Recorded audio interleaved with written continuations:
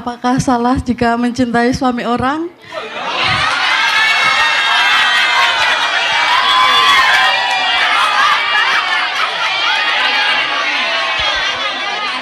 Saya akan menanyakan, kalau misalkan jadi istri ketiga itu gimana, Gus?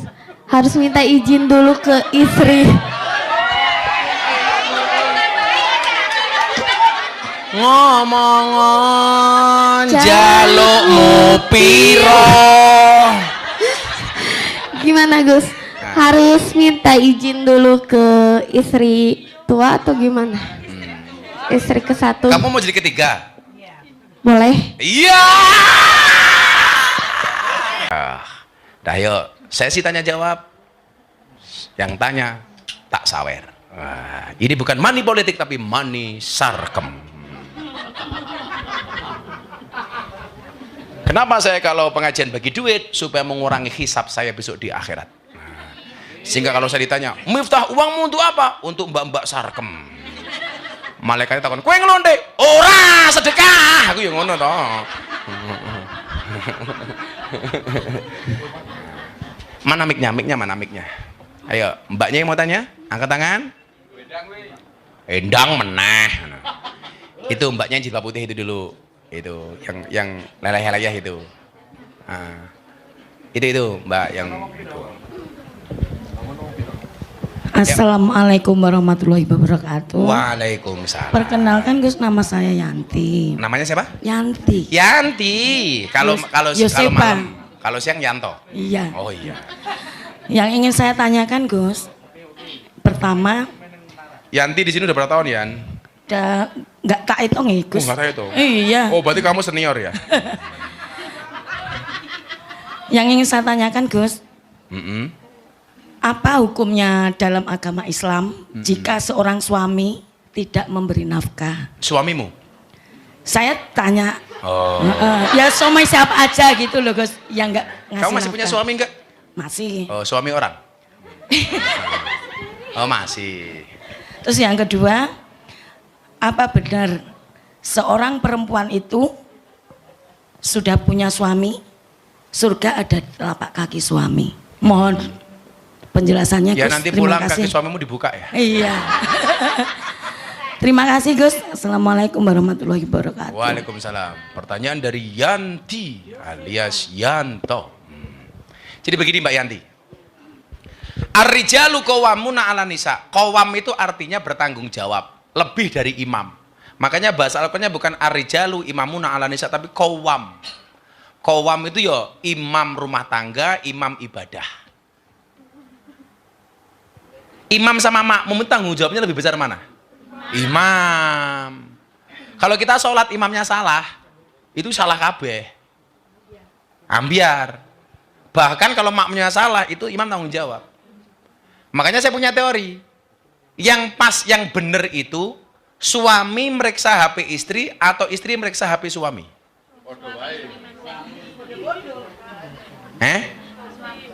Apa? Podo-podo, salah. Yang paling berat meriksa HP itu suami meriksa HP-nya istri, bukan istri meriksa HP-nya suami. Alasannya apa? Kalau suami berbuat dosa dengan HP-nya, yang menanggung dosa hanya suami sendiri.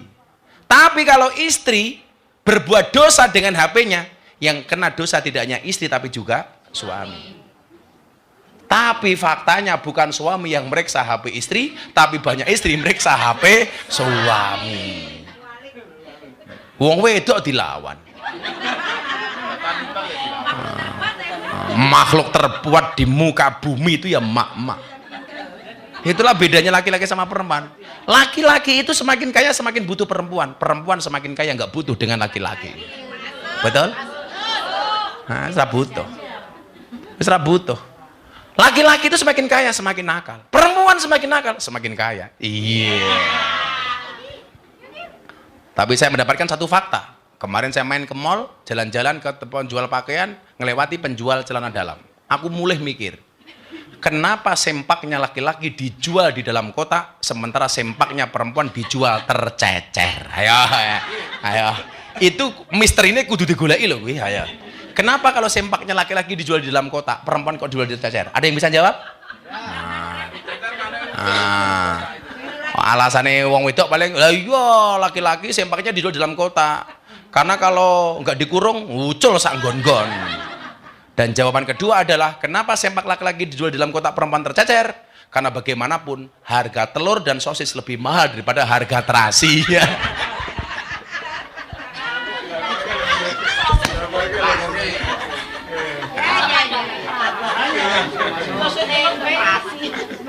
Yora. Jadi rijal qawwam itu artinya tanggung jawab. Tanggung jawab itu tidak hanya nafkah batin, tapi juga lahir. Makanya laki-laki juga tidak boleh semena-mena. Yang semena-mena contohnya gue mau merasa telur sama sosis lebih hebat daripada terasi. Itu semena-mena. Ya kan? Nggak boleh. Itu namanya orang semena-mena. Kalau laki-laki mau tanggung jawab nafkah batin, yo berarti lananganmu modal sosis.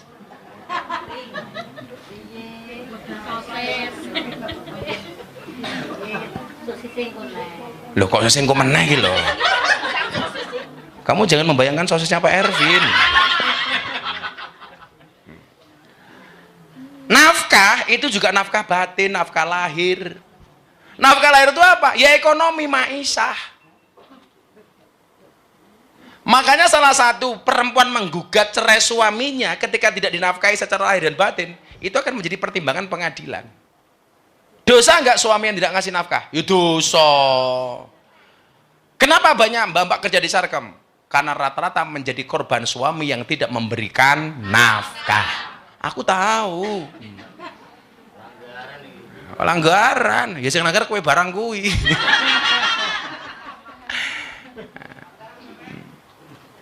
Jadi kalau tanya hukumnya gimana? Dosa.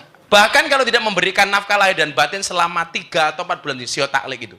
3, itu otomatis jatuh talak. Talak 1. Dihitung wae, aku 3 bulan blas ora dikeloni, enggak dinafkahi, enggak dikai duit.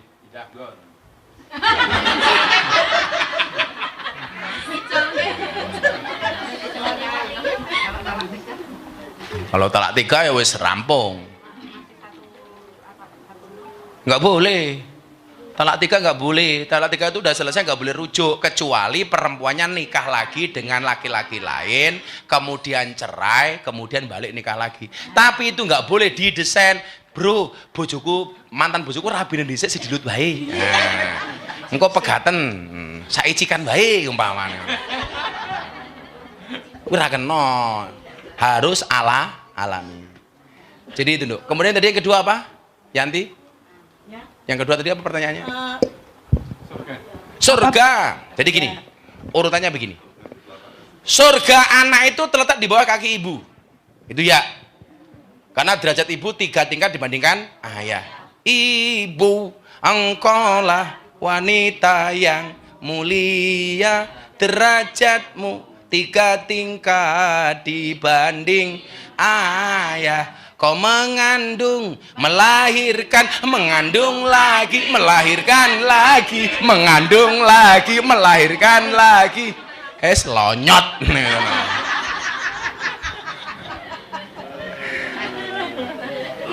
Indung-indung, kepala indung, mata melirik, kaki kesandung. Jangan salahkan ibu mengandung, salahkan bapak yang punya. Halah.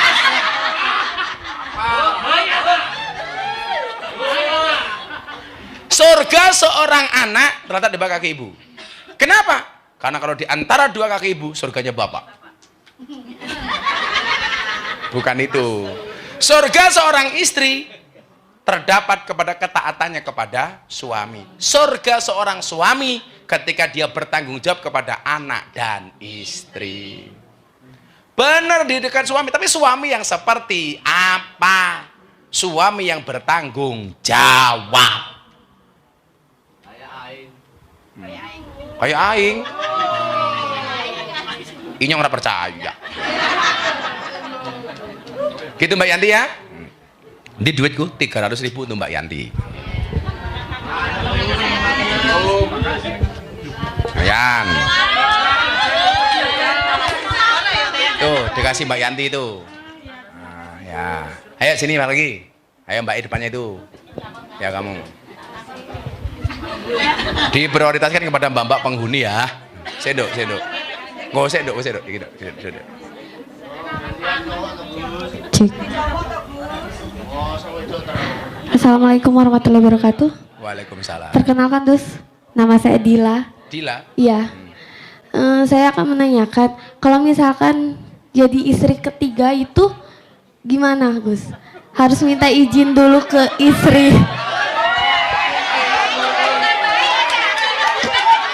Ngomong jalukmu piro. Gimana Gus? Harus minta izin dulu ke istri tua atau gimana? Istri ke satu. Kamu mau jadi ketiga? Boleh? Iya. Mari kita akhiri pengajian kita daripada saya diperkosa. Insya Allah. Di dalam Islam tidak ada syarat seorang laki-laki menikah lagi harus mendapatkan izin dari istri. Yang mewajibkan, ingat, yang mewajibkan mendapatkan izin dari istri itu adalah pengadilan agama ketika nikah resmi. Tapi kalau nikah siri itu nggak ada kewajiban suami untuk minta izin kepada. Loh, malah masuk gitu loh. Jadi kayak Mas Yuda, Rabi Meneh, mamane, itu nggak punya hak, nggak punya kewajiban untuk minta izin. Paling minta maaf, iya.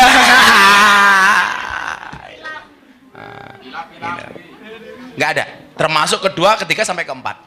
Tapi kalau kamu menuntut surat nikah seperti istri pertama harus memberikan izin. Yang izin dari istri pertama ini dibawa ke pengadilan agama. Nanti ketok sama pengadilan agama bahwa sang istri mengizinkan untuk suami menikah lagi. Oh, ketiga, kayaknya kamu curhat deh. Kenapa kamu pengen jadi ketiga? Pengennya ke satu, tapi susah Gus. Terhalang. Itulah perempuan, bisa menyimpan dua pria di dalam satu hati. Tapi ingat, laki-laki bisa membeli tanpa harus mencintai. Ditimbang dulu, umurmu berapa, Dil? Aku umur tahun ini 26. Oh, 26. Ya. Masih nom, santai saja. Oke. Kayak nggak ada pria lain, Dil. Oke, boleh. Kalau sama Gus boleh nggak? Aduh!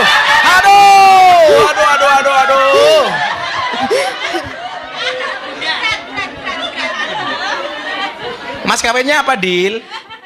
Gak nuntut apa-apa, yang penting tanggung jawab aja. Iya.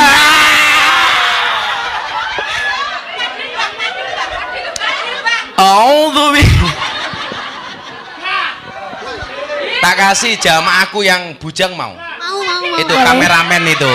Halo. Dia bujang, ting. Persoalannya perutnya besar, burungnya kecil. Sepil boleh?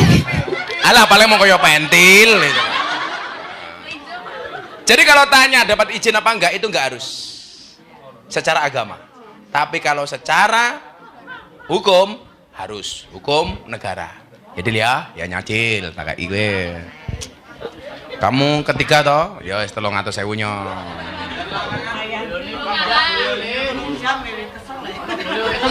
Nah. Siapa lagi? Bapak. Aku ki pengajian Mbak sekarang bapak sarkem kok. Siapa? Mbak di tengah ki. Sira-sira dhisik. Ayo. Assalamualaikum warahmatullahi wabarakatuh. Waalaikumsalam. Kamu yang keempat. Iya. Mbak siapa namanya? Alis, Pak. Alis? Iya. Lah Alismu ki piro, Alis? Alis umurnya berapa, Lis? 21 tahun ini. 21 tahun. Oke. Pertanyaannya apa, Lis? Kat. Dengan grogi. Kamu lihat grogi, lihat ketamananku ya.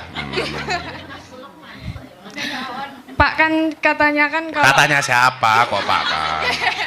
kalau orang terzolimi itu kan apa ya doanya kan. Mustajab.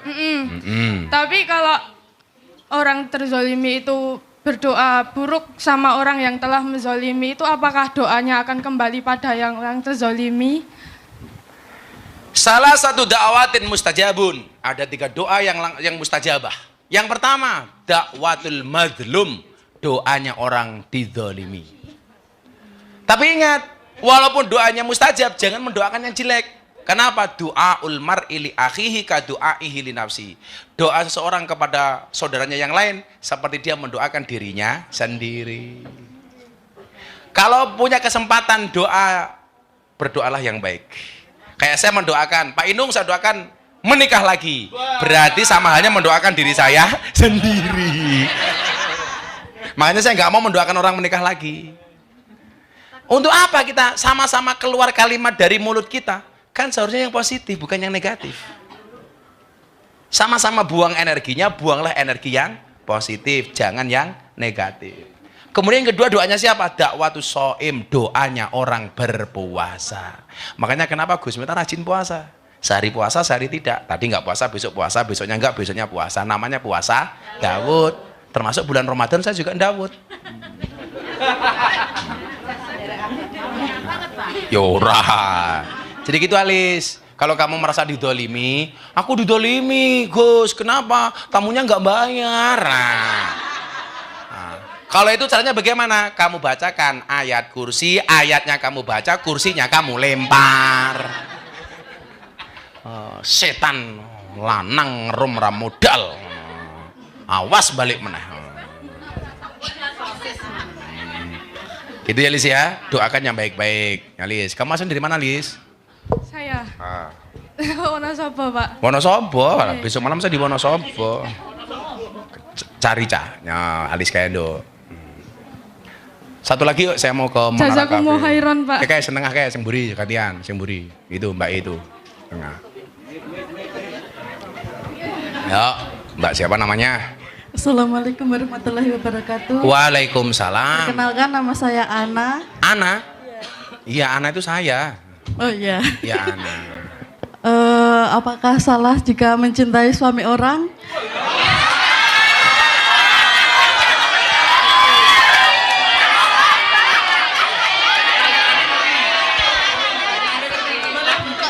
Tapi bentar. Saya rong rampung. Tapi suami orang ini mantan suami saya. Ruwet gitu loh. Mantan suamimu sudah menikah lagi. Sampun Gus. Terus sampun kamu ajeng. CLBK. Cinta lama bosok kembali. Belum kelar nih lho Gus. Oh, jalan cinta lama belum kelar. Nggih. Nah, terus mantan suamimu tahu kalau kamu cinta lagi? Saling cinta Gus. Oh, saling cinta. Tapi istrinya pun ajeng melahirkan. Lah niku solusine pripun? Secara hukum, seorang perempuan mencintai suami orang itu boleh. Karena laki-laki boleh menikah 4 kali. Yang salah itu seorang laki-laki mencintai istri orang. Karena perempuan nggak ada poliandri. Lah, tetapi secara etika, coba posisinya sekarang kalau kamu jadi istri yang mau melahirkan itu. Kira-kira kamu sakit hati apa enggak, Dok? Siti Gus. Jadi kita berpikir seperti itu saja. Kita kan ngomong agama itu kan tidak hanya hukum tapi juga etika. Tapi anu Gus, istrinya niki dulunya temennya saya. Lah. Yes.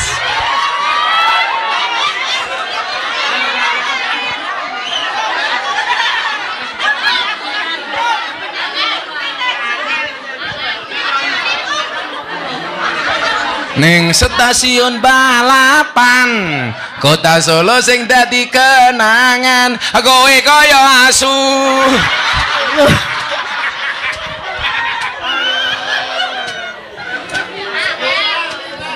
Balas dendam Siti mboten ngaruh to. Alah kok balas dendam barang iki lho, ya Allah.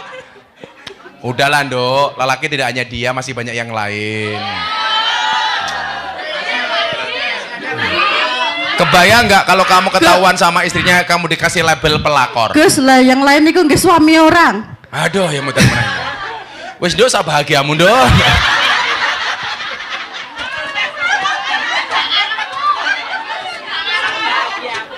Mungkin di sini malah jawab, lah yang di sini itu bukan suami orang siapa, bah? Nah, ikhtiar dulu lah, ikhtiar. Nggak ada salahnya orang mencintai, tapi ingat orang mencintai tidak harus memiliki. Itu saja.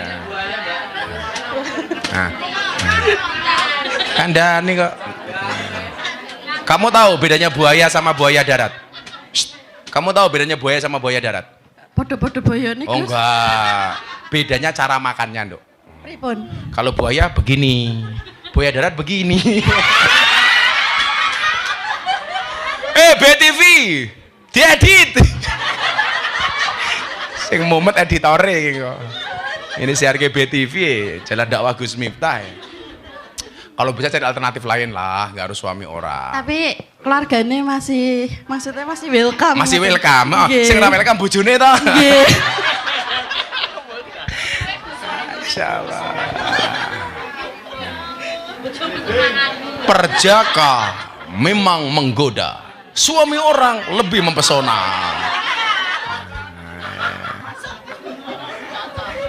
Wes Ana, tak doakan kamu dapat jodoh terbaik dong. Amin. Ono tenanan iki. Kowe tak dongake. Ana ngono sabar nah. Insyaallah dapat jodoh terbaik. Amin. Kamu jual mahal lah nak. Wong tahu bulat digoreng dadakan cuwil regane 500-an kok. Mosok namu gede rasane nak modal gratisan. Iya.